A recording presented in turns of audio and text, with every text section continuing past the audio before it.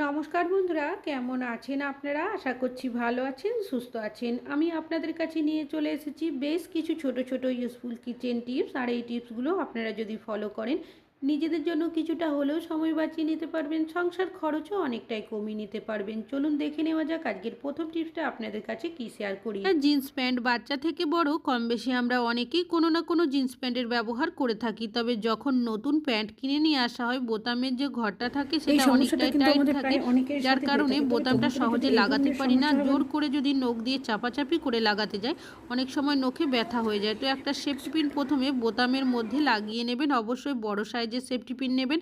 তারপর যদি বোতামটা লাগান, দেখবেন খুব সহজেই আপনারা বোতামটা লাগিয়ে নিতে পারবেন। আপনাদের নখের মধ্যে ব্যথাও হবে না। এখন চলে যাচ্ছি পরবর্তী টিপসে। আমি এখানে নিয়েছি একটা সাঁড়াশি। আমরা রান্নাবান্না করার সুবিধার্থে অনেকেই সাঁড়াশির ব্যবহার করে থাকি। যখন কোনো কিছু জিনিসপত্র নামাতে যায়, দেখবেন হাতে যাতে গরম না লাগে। তবে নতুন সাঁড়াশি নিয়ে আসলে অনেক সময় কি হয়, দেখবেন এতটাই টাইট থাকে, আমরা কিন্তু সেটা সহজে খুলতেও পারি না, আর এভাবে করে বন্ধও করতে পারি না। তো এই ধরনের সমস্যা হলে একটা টিপস আপনারা ফলো করবেন। কি করবেন, নিয়ে নেবেন নারকেল তেল। যে জয়েন্টের জায়গাটা থাকে তার মধ্যে এইভাবে করে আপনারা নারকেল তেল লাগিয়ে নেবেন। অনেক সাঁড়াশিতে স্ক্রুও দেওয়া থাকে।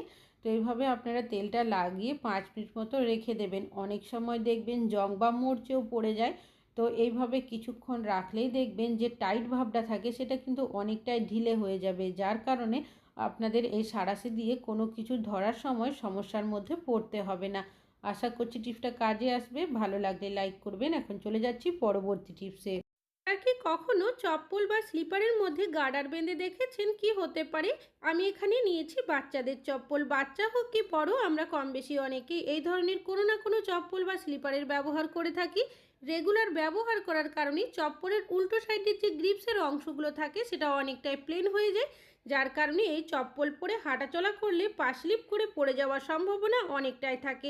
সেক্ষেত্রে একটা টিপস আপনারা ফলো করতে পারেন। নিয়ে নেবেন গার্ডারটাকে চপ্পলের উল্টো সাইডে এইভাবে করে পেঁচিয়ে দেবেন। কাজটি কিভাবে করছি সেটা একটু ভালোভাবে দেখলেই বুঝতে পারবেন। এইভাবে গার্ডারটা বেঁধে দেওয়ার কারণে কি হবে, চপ্পলের যে গ্রিপসটা নষ্ট হয়ে যায় সেটা দেখবেন গ্রিপসের মতোই কাজ করবে গার্ডারটা বাঁধার কারণে। তারপর এই চপ্পল পরে যদি আপনারা হাঁটাচলা করেন, পড়ে যাওয়ার সম্ভাবনা থাকবে না স্লিপ করে। তাছাড়াও এই চপ্পলগুলো আপনারা অনেক দিন ব্যবহারও করতে পারবেন। আশা করছি আপনাদের টিপসটা কাজে আসবে। ভালো লাগলে অবশ্যই একটা লাইক করবেন। আমি এখানে নিয়েছি একটা ব্রেডের প্যাকেট। ব্রেড আমাদের কম বেশি অনেকেরই বাড়িতে নিয়ে আসা হয়ে থাকে। তবে এমন অনেক সময় হয়ে থাকে 2 থেকে 3টে ব্রেড থেকে যায়। কোনো কারণবশত যদি খাওয়া না হয়, সেক্ষেত্রে দেখা যায় ব্রেডগুলো কিন্তু নষ্ট হয়ে যায়, তখন অনেক সময় ফেলে দিতে হয়। তো আপনাদের বাড়িতেও যদি এক্সট্রা ব্রেড থেকে থাকে, সেক্ষেত্রে ফেলে না দিয়ে এই টিপসটা আপনারা ফলো করতে পারেন। আমি এখানে একটা কাঁচি নিয়েছি। কাঁচির সাহায্যে বেশ কিছুটা এভাবে ছোট ছোট টুকরো করে নিয়েছি। মিক্সার জারের মধ্যে ব্রেডের টুকরোগুলো দিয়ে দিচ্ছি। এবার এটাকে আমি 1 থেকে 2 বার ঘুরিয়ে নেব। একদম যে মিহি গুঁড়ো করতে হবে তা কিন্তু নয়, যতটা সম্ভব গুঁড়ো করে নেবেন। এবার একটা পাত্র নিয়েছি, তার মধ্যে এই ব্রেডের গুঁড়োটাকে ঢেলে নিচ্ছি। কি কাজে এটা ব্যবহার করবেন চলুন দেখে নেওয়া যাক।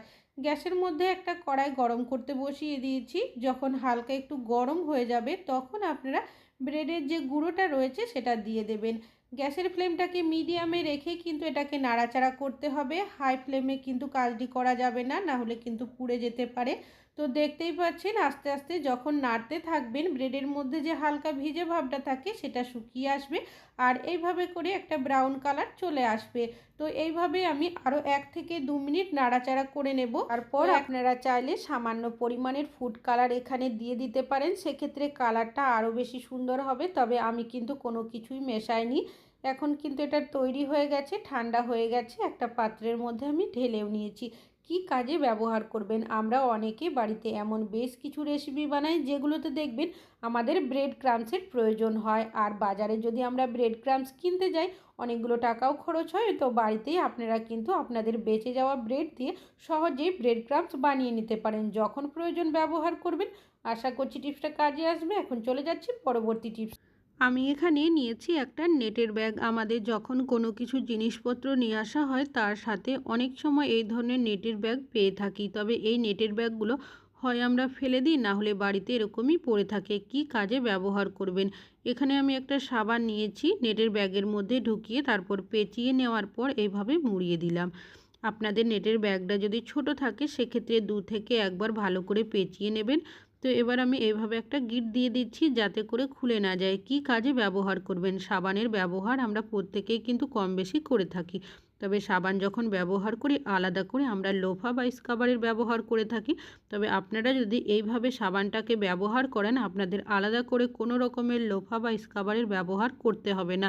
তাছাড়াও যখন আপনাদের সাবান ব্যবহার করা হয়ে যাবে, সাবানটা ধুয়ে কোনো জায়গায় হ্যাং করে দিলে সাবানের মধ্যে যে এক্সট্রা জলটা থাকে সহজে ঝরেও যাবে, যার কারণে সাবানটা দেখবেন আপনারা অনেক দিন ব্যবহার করতে পারবেন, গলে নষ্ট হবে না। আশা করছি টিপসটা কাজে আসবে। ভালো লাগলে লাইক করবেন। এখন চলে যাচ্ছি পরবর্তী টিপসে। আপনারা কি কখনো গ্রেটারের মধ্যে চিরুনি ঘষে দেখেছেন? কি হতে পারে? আমি এখানে নিয়েছি চিরুনি। চুল ছাড়ানোর জন্য আমরা প্রত্যেকেই কোনো না কোনো চিরুনির ব্যবহার করে থাকি। আর এই চিরুনি যখন নতুন কিনে নিয়ে আসা হয়, চিরুনির যে দাঁড়ের অংশগুলো থাকে সেগুলো এতটাই ধারালো থাকে, অনেক সময় মাথার মধ্যে ব্যথা লাগে। ছোট বাচ্চাদের যদি নতুন চিরুনি দিয়ে চুল ছাড়াতে যায় মাথার মধ্যে অনেক সময় রক্তও বেরিয়ে যায়। সেক্ষেত্রে একটা টিপস আপনারা ফলো করতে পারেন। কি করবেন? নিয়ে নেবেন একটা গ্রেটার, গ্রেটারের মধ্যে চিরুনিটাকে এইভাবে ঘষে দেবেন। তাহলে দেখবেন চিরুনির যে দাঁড়ের অংশগুলো অনেকটাই ধারালো থাকে সেটা অনেকটাই মসৃণ হয়ে যাবে, যার কারণে চুলের মধ্যে যখনই চিরুনির ব্যবহার করবেন দেখবেন মাথার মধ্যে ব্যথাও লাগবে না, বাচ্চাদের যদি চুল ছাড়ান রক্তও বেরোবে না। আশা করছি টিপসটা কাজে। এখানে নিয়েছি একটা টিপের পাতা।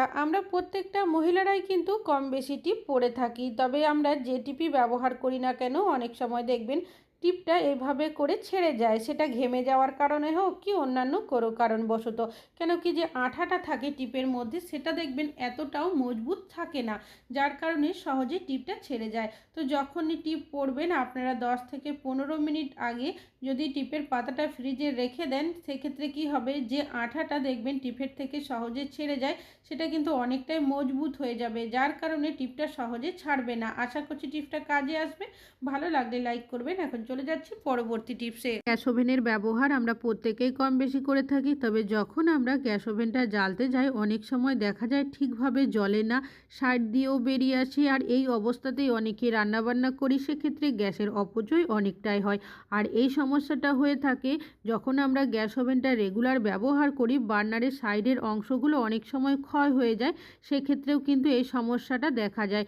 তো এই ধরনের সমস্যা হলে অনেক সময় আমরা বাজারেও নিয়ে যাই, অনেকগুলো টাকাও খরচ হয়। তো সেক্ষেত্রে আপনারা একটা টিপস ফলো করবেন, বার্নারটাকে খুলে একটা সাবান দিয়ে এইভাবে ঘষে দেবেন।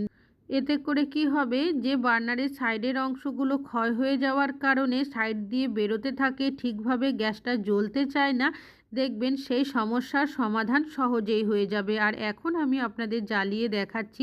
তো দেখতেই পাচ্ছেন আগে কীরকম জ্বলছিল আর এখন কতটা সুন্দর জ্বলতে শুরু করেছে।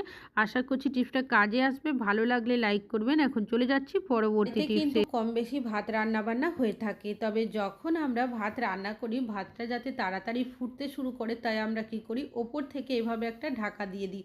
এতে করে দেখবেন গ্যাসের খরচও অনেকটাই কম হয় যদি ঢাকা চাপা দিয়ে রান্নাটা করা হয়। তো সেক্ষেত্রে সমস্যাটা কি হয়, অনেক সময় ডাইরেক্ট যদি ঢাকা দিয়ে দিই ভাতের যে ফেনাটা থাকে কিছুক্ষণের মধ্যে পড়তে থাকে, যার কারণে কি হয় অনেক সময় গ্যাস ওভেনের ওপরে বার্নারেও চলে যায়, যার কারণে বার্নার জাম হয়ে যায়, ঠিকভাবে জ্বলতে চায় না।